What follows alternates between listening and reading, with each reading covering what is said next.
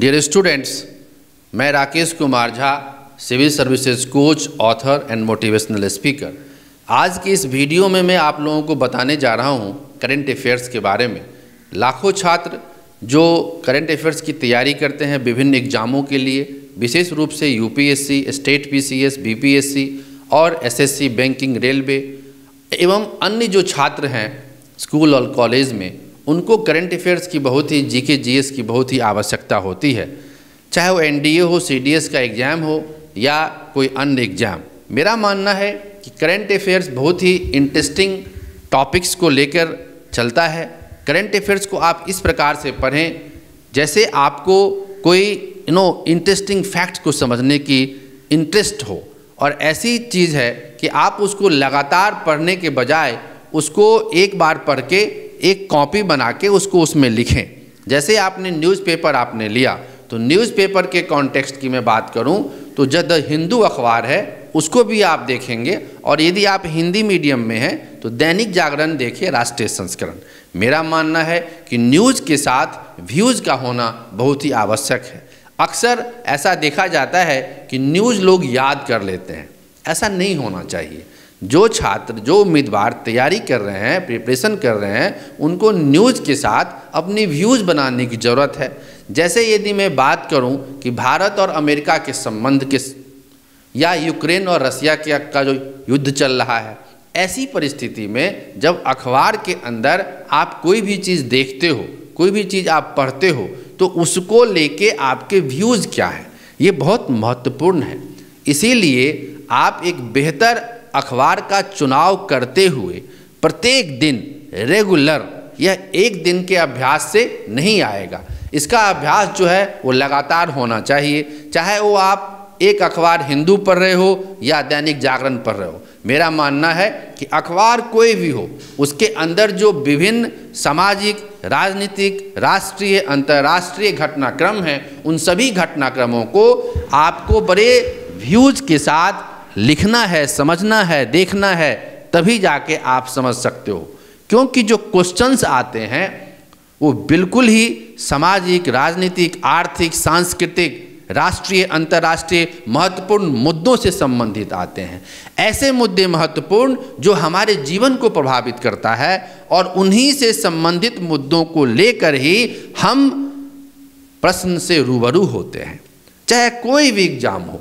ऐसी परिस्थिति में आपको शुरू से ही अच्छी न्यूज़ का कलेक्शंस हो, उसके बारे में उसकी जो गहराई है उसको आप समझेंगे और आप उसको लिखेंगे भी, ताकि पीटी का जो क्वेश्चन होता है उसमें तो टिक लगाने के लिए होता है, ABCD ऑप्शंस होते हैं, आपने देखा A है, B है, C है, D है, किसी में आपने टिक लगा दिया।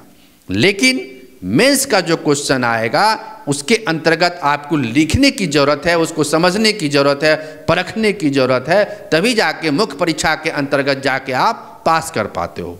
और इंटरव्यू में तो आपको बोलना होता है, चाहे वो भारत देश के अंदर कोई भी ऐसी पॉलिसीज है, प्रोग्राम है, कोई भी ऐसी नीति है जिसका कि सामाजिक इम्प्लीकेशंस होता है।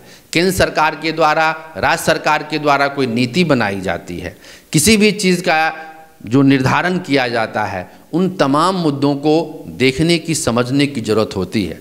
ऐसा अखबार पढ़ते वक्त बहुत सारे विज्ञापन होते हैं, विज्ञापनों का कंपटीशन से कोई ताल्लुकात नहीं होता है, रिलेशन नहीं होता है। ऐसी चीज़ों को आपको आत्मसात करने की ज़रूरत नहीं है। बहुत सारे क्राइम रिपोर्ट्स होते हैं, आपराधिक समाचार होते हैं, उनको भी हमें देखने की ज़रूरत नहीं है। हमारा मुख्य रूप से संपादकीय पेज को पढ़ने की ज़रूरत है। हमें राष्ट्रीय, अंतर्राष्ट्रीय जो न्यूज़ हैं, समाचार हैं, उसको समझने की ज़रूरत है। जो विशेष रूप से स्पोर्ट्स पेज पर जो न्यूज़ रहता है उसको समझने की ज़रूरत है। उन तमाम चीज़ों को समझ के जो एक प्रत्येक दिन का जो महत्वपूर्ण न्यूज़ है उसको हमें संग्रहित करने की ज़रूरत होती है, क्योंकि समाचार पत्र से 10 से 12 क्वेश्चंस हर साल पूछे जाते हैं, अलग अलग इम्तिहान में, अलग अलग एग्ज़ाम में। क्योंकि इससे यह दर्शाता है कि जो स्टूडेंट है, जो कैंडिडेट है, वो इन बातों को लेकर बिल्कुल दृढ़ संकल्पित है, उसके पास बिल्कुल नॉलेज है, उन बातों में रुचि रखता है, इंटरेस्ट रखता है, इसीलिए करंट अफेयर्स का बहुत ही योगदान होता है। बहुत सारे छात्र ऐसे भी करते हैं कि किसी मैगजीन को परचेज कर लेते हैं। मैगजीन में पूरी साल की, पूरे महीने की जिस्ट फॉर्मेट होता है। जिस्ट कहने का मतलब उसकी सार, उसकी संक्षिप्त लिखी रहती है। ऐसी परिस्थिति में बहुत सारे छात्र उन सभी सूचनाओं को एक साथ याद नहीं कर पाते हैं।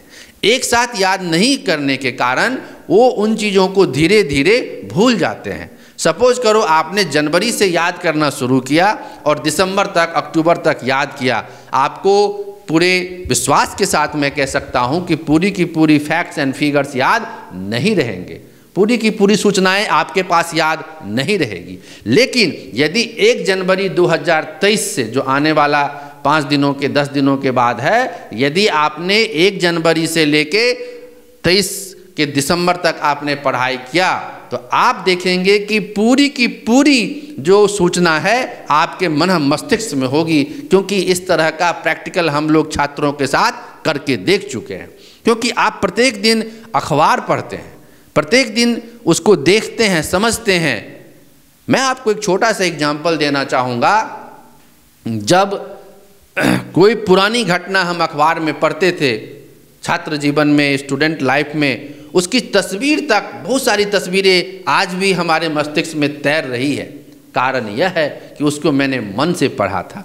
चाहे वो राजीव गांधी की हत्या का मामला हो, चाहे कोई और, जो न्यूज़ आप बड़े हृदय से पढ़ते हैं कि आखिर क्या बात है, बड़े उत्साह से या बड़े लगाव से आप पढ़ते हैं। कहने का मतलब है कि यदि किसी अखबार के किसी पन्ने को आपने बड़े मन से पढ़ा है तो वो तस्वीर आपको आज तक याद रहेगी। घटनाक्रम, कालक्रम, उसकी सूचनाएं, उसकी जानकारियां, वो मूल्यांकन, सारा चीज़ आप कर पाएंगे। लेकिन सिर्फ पत्रिकाओं पे आप डिपेंडेंट हैं, क्लास नोट्स पे डिपेंडेंट हैं, कोचिंग के नोट्स पे डिपेंडेंट हैं, तो उन चीज़ों को आप बहुत ही अच्छे ढंग से, बहुत ही लंबे समय तक याद नहीं रख पाएंगे। यह एक साइंटिफिक फैक्ट्स है। जैसे आप कोई भी चीज़ त्वरित देखते हैं और उसको हटा लेते हैं, वो चीज़ें आपको ख़त्म हो जाती हैं। तो जो इंस्टेंट होती है वो इंस्टेंट इन्फॉर्मेशन ही हमारे माइंड को देती है। तो करंट अफेयर्स का दोस्तों बहुत ही महत्वपूर्ण स्थान है, क्योंकि समसामयिक मुद्दे इतना वास्ट है, विशाल है, इसका आयतन इतना अधिक है कि हम लोग उसको संभाल नहीं पाते हैं। ऐसी परिस्थिति में छात्र जो है उनको उबाऊ लगने लगता है, और जहाँ से निरस्ता आता है, उबाऊ आता है, जहाँ से मन नहीं लगता है, वो विषय वो रुचिकर नहीं होता है, उसको हम नहीं समझ पाते हैं। ऐसी परिस्थिति में हमें युवाओं से सिर्फ एक ही बात कहना है कि देखो, तुम इन सभी चीज़ों को एक इंटरेस्टिंग फैक्ट के साथ पढ़ो। यदि इंटरेस्टिंग फैक्ट के साथ पढ़ोगे, पूरे इंटरेस्ट के साथ, पूरी रुचि के साथ पढ़ोगे, तो करंट अफेयर्स आपको बहुत ही अच्छे ढंग से आएगा। आजकल संसद टीवी है, पहले लोकसभा टीवी, राज्यसभा टीवी हुआ करती थी। उसके अंतर्गत जो डिबेट्स होते थे, आज संसद टीवी के अंदर जो समसामयिक मुद्दों पे, आज परिवर्तन, जलवायु परिवर्तन का मुद्दा है, आज बहुत सारे ऐसे इशूज है, पर्यावरण का इशूज है, मानवाधिकार का इशूज है, आज जो है कोरोना का इशू है। ऐसी बहुत सारी परिस्थितियां हैं, जानकारियां हैं, रोचक जानकारी हैं, जिसके बारे में आपको एनालिसिस करना है। विज्ञान के क्षेत्र में आप देखें, इसरो के द्वारा बहुत सारे सैटेलाइट्स छोड़े गए हैं। वो किन किन सैटेलाइट्स को छोड़ा है उसके बारे में आप जानकारी रखें। हेल्थ के सेक्टर में क्या क्या इन्वेंशन हुए हैं उनके बारे में आज तो नई जानकारी मिल रही है कि मानव के द्वारा जो है निर्मित किया गया है, उन चीज़ों के बारे में, आर्टिफिशियल चीज़ों के बारे में। मेरा मानना है कि साइंस के अंदर में नित्य जो नई नई चीज़ें आ रही है उसके बारे में जो जानकारी मिले, हम सूर्य पे जा रहे हैं, चांद पे जा रहे हैं, वहाँ से संबंधित जानकारियाँ, उपग्रह के माध्यम से नए नए चीज़ों की जानकारियाँ मिल रही हैं। तो साइंस बड़ा ही रोचक है।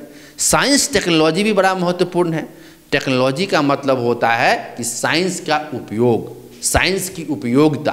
तो जब प्रौद्योगिकी है, टेक्नोलॉजी है, तो उसमें साइंस का जो है उपयोग होता है, उसके बारे में आप रुचि रखें।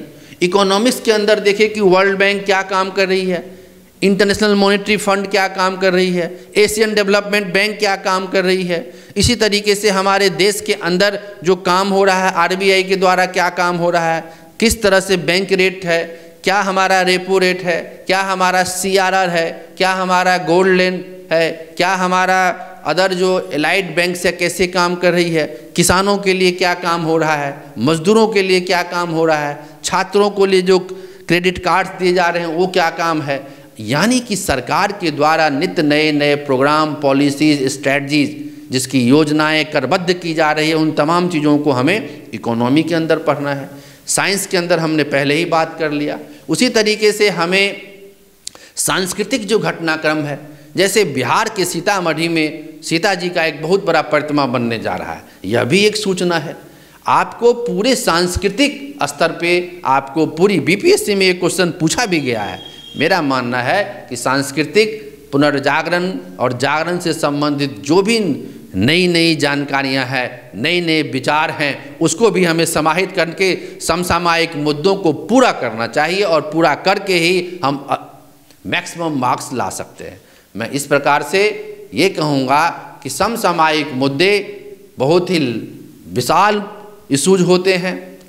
पृथ्वी लोक के अंदर कहा जाता है बहुत सारी जानकारियाँ हैं, तो समाचार पत्र में भी बहुत सारी इन्फॉर्मेशंस होती है, आप उसको लें। कहा जाता है information is power, be informed. Knowledge जो है सूचनाओं से होता है, आप सूचनाओं को लें, अपने को ज्ञानशील बनाएं, ज्ञानवान बनाएं। मेरा यही कहना है कि देखो, आप सभी स्टूडेंट्स हो, छात्र हो, मेधावी छात्र हो और हमारे भारत के निर्माता हो। सबसे बड़ी बात, आप ऐसी परिस्थिति में समसामयिक मुद्दों को आप पढ़ें और हमारे जो चैनल है भैया जी गजब, इससे जुड़ें। आपको नित्य नई नई जानकारियाँ मिलेगी, शिक्षा से संबंधित जो बातें होंगी, नए नए पहलू मिलेंगे, करंट अफेयर्स से चीज़ें जानकारियाँ मिलेंगी, पर्सनालिटीज़ टॉक शोज होंगे, मोटिवेशनल टॉक शोज होंगे, एग्जाम ओरिएंटेड टॉक शोज होंगे, अर्थात सफल व्यक्तियों के साथ बातचीत करना, मोटिवेशन के लिए बातचीत करना, स्ट्रेटजी अलग अलग एग्जामों की कैसे बने, उससे संबंधित बातचीत जारी रहेगी। यह सिलसिला, यह कारवां अभी प्रारंभ हुआ है, आगे भी कई चीज़ें आपको मिलेगी। और मेरा यही कहना है कि आप लोग अपने जीवन के जो लक्ष्य हैं उस पर अडिग रहें। करंट अफेयर्स पे जो मैंने विस्तार से चर्चा किया है उस पर ज़रूर सोचें।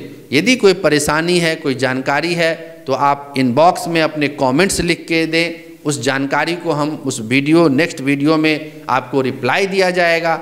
और मेरा यही कहना है कि करंट अफेयर्स को संसद का जो टीवी है उसको, बाकी सभी चीज़ों को जोड़ के अच्छे अखबार के साथ पढ़ें। और मैं स्कूल के दिनों की तरह कह रहा हूँ कि आप एक कॉपी बनाएं मासिक और उस पर लिखें। और मेरी बहुत सारी शुभकामनाएं आपको कि आप अपने जीवन में आगे बढ़ें, पढ़ें, लिखें। Wish you all the best. Thank you. Wish you all the best.